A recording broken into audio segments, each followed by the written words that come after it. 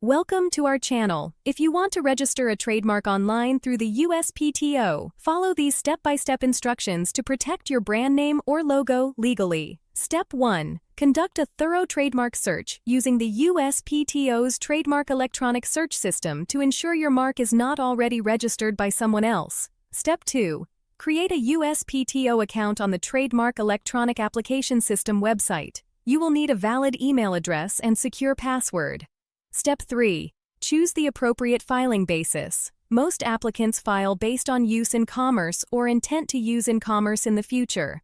Step 4. Complete the trademark application form by entering your mark, description, and the goods or services it will represent. Select the correct international class for your products or services. Step 5. Upload a clear image of your trademark if it includes a logo or design element. Text-only marks do not require an image. Step 6. Provide a specimen showing how you use the mark in commerce, such as a product label or website screenshot. This is required for use-based applications. Step 7. Pay the filing fee, which ranges from $250 to $350 per class depending on the application type you select. Step 8. Submit your application and monitor its status through the USPTO system. An examining attorney will review your application within 3 to 4 months. Don't forget to like this video and subscribe to our channel.